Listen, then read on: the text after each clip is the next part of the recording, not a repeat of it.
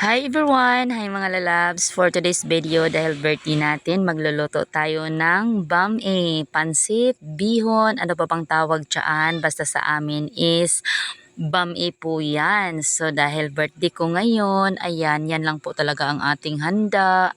Thank you Lord dahil plus another year na naman po, no? Malaking pasasalamat ko sa iyo dahil nandyan ka lagi, sinubaybayan ang aking buhay. Kahit marami namang mga problemang dumating at nandyan ka pa rin para isolve ito. At hindi man maganda ang aking gising ngayong araw, hindi man maganda ang aking pakiramdam mula kahapon hanggang ngayon. So nagpapasalamat pa rin ako dahil binigyan mo ako ng lakas, naging okay naman siya. Binuhos ko talaga lahat sa pag-iyak, ang aking sama ng loob. Syempre no, hindi natin maiwasan na may tao talaga na nagbigay sa atin ng sama ng loob at iyon doon ko na naipon lahat ang aking mga pakiramdam. So habang nagluluto ako diyan, hindi sana ako magluto talaga sa aking birthday. Sabi ko nga, hindi na ako mag-birthday. Sabi ko kagabi, sabi ko talaga gusto kong umalis, magpakalayo-layo dito, doon sa dagat ako magligo mag-isa. Pero dito lang talaga ako sa bahay kasi masama talaga ang aking pakiramdam.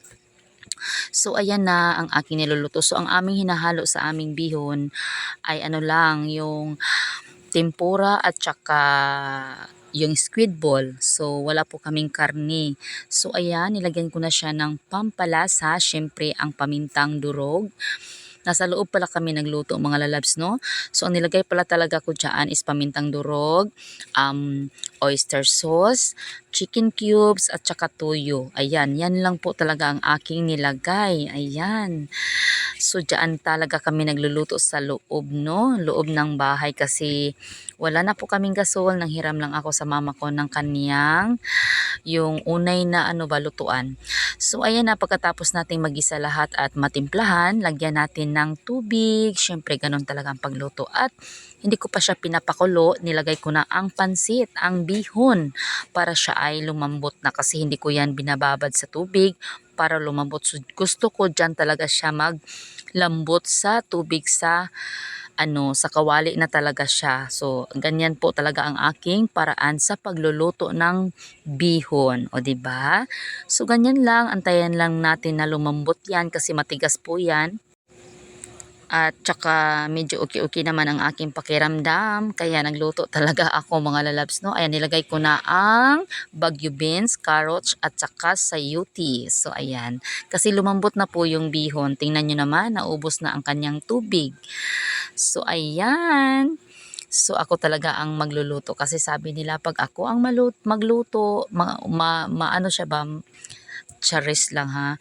Feeling ko lang na masarap daw ang aking luto. Ayan, nagpapasalamat naman ako sa tuwing magluluto ako ng pansit ay mauubos talaga, o di ba? Sino bang hindi masaya doon na yung niluluto mo inasasarapan ang mga kumakain? Cherish.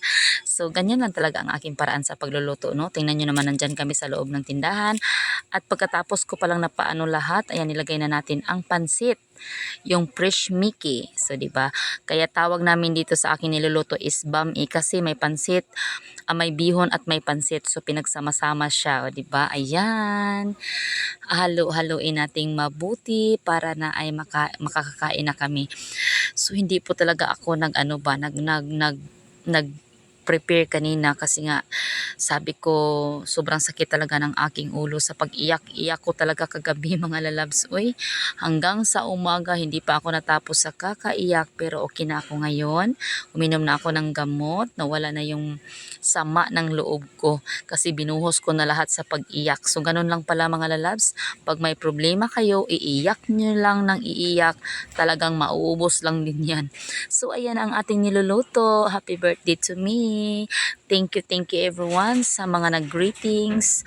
another year na naman sa akong life. So nagpapasalamat ako sa Panginoon sa lagi niyang gabay, sa kanyang suporta lagi. Ayan, kumakain na pala tayo, no? At ang aming bihon ay sold out na. So ayan na lang ang natira kasi nga kinain na nila agad pagkatapos kong magluto.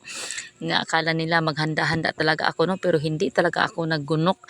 Yung hindi talaga ako nag-prepare ba. So ayan, okay naman siya. And then, ayan, kumain naman ang lahat. At hindi ako busy kasi nga wala namang ibang niluluto kundi bihon lang. At nung dito na sa kasi yung baka ng ate ko na nalagnat pa siya mga lalabs, tapos hindi na siya makatayo kaya inihaw na lang nila, kaya may karning baka kami. Ayan, so sa hapunan dyan sa labas kami lahat ay kumakain. Masarap naman pala. Sabi nila nilalagnat daw, ayaw nang uminom ng gamot, siguro naiinitan yun or kinagat ba ng ahas. Iwan ko ano nangyari. Sabi ni ate bigla na lang daw hindi na makatayo. Sayang talaga ang kanilang baka. Kaya yan, may karne kami, o di ba?